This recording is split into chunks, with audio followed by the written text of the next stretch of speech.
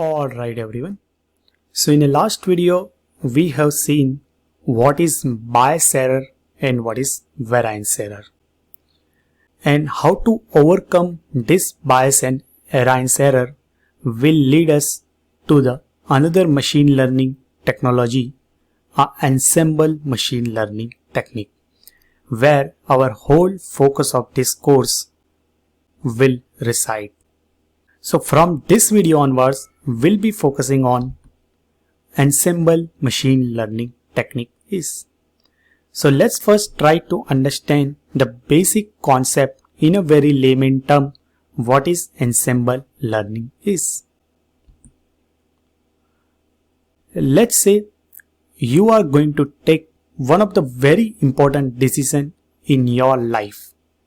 Either it will be related to your career, that what you should do next, or it will be related to choosing a life partner, because eventually it will going to design your life for rest of your life. So you will go to one of your friends, or it may be your relatives, and they will tell you some solution.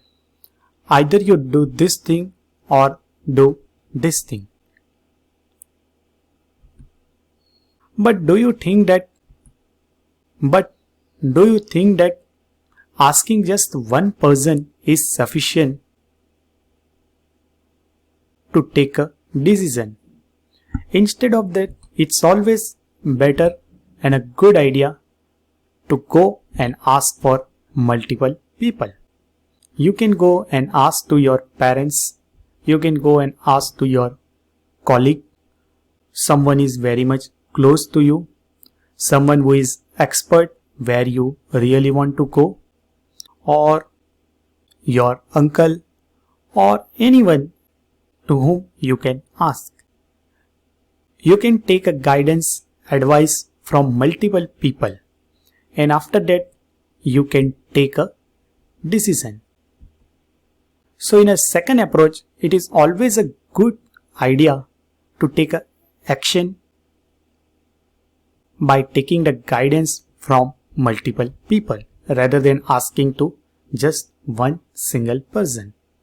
Now same thing is applied to the machine learning world also. Exactly the same principle. So let's say you have a data and you want to do some predictive analytics on this data. You already know some of the machine learning algorithm. For example, if you just apply a very simple logistic regression algorithm on it, and it will come up with a prediction. Same way, earlier we asked the guidance from one single person, but that may not be a very good strategy. Sometimes it may work fine also to ask for advice from one person or such a kind of one model only. Instead of that, we have a number of models are available in a machine learning, like number of algorithm. I have just given a name like M1, M2, M3, M4. It can be anything like linear regression to logistic regression to support vector machine, decision tree, random forest, neural network, deep learning, or anything, any machine learning algorithm. It's a good and a wise idea to apply your data on all those or many of those algorithms. And all those algorithms eventually come up with some solution. And at the end, you can just simply combine all those results and gives the final prediction. So rather than depend on one single algorithm for the predictive analytics task, in an ensemble learning technique, we are depending upon number of different machine learning estimators. So ensemble learning is about how to take a guidance action from multiple machine learning algorithm, and combine the output from this multiple machine learning algorithm. Now, while defining such a kind of architecture, there are many questions will arise and should arise in your mind.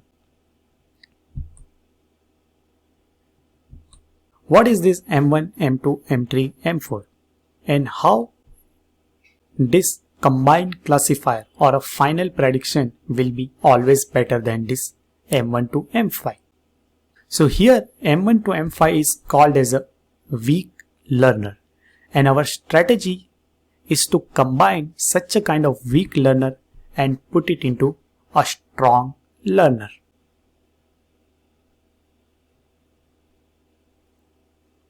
Let's say you have a single thread.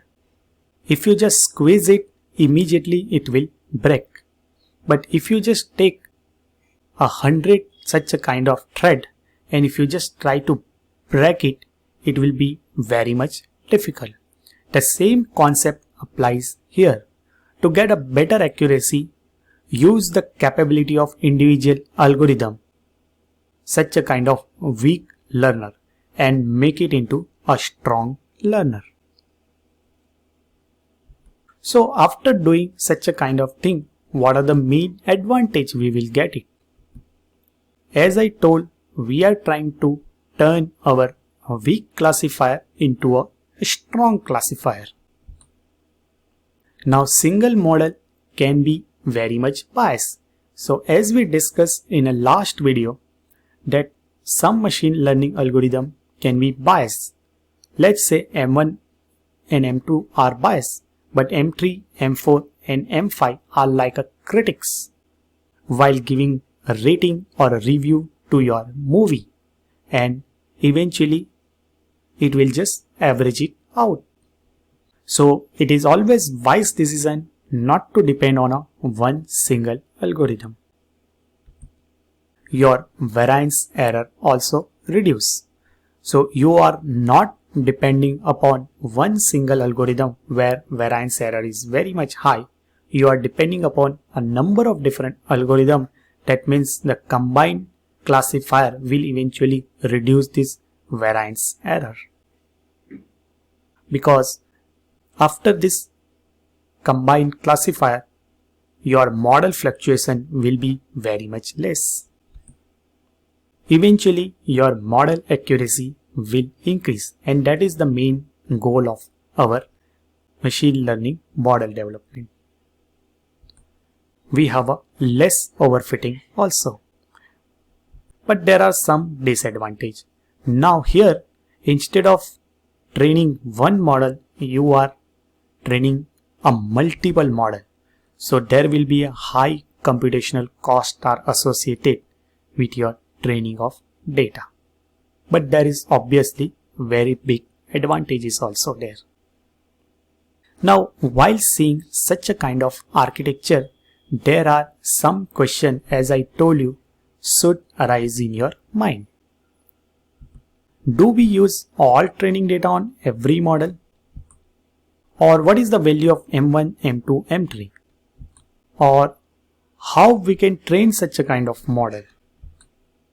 How we can combine those output from every single model? What is the strategy we should use it?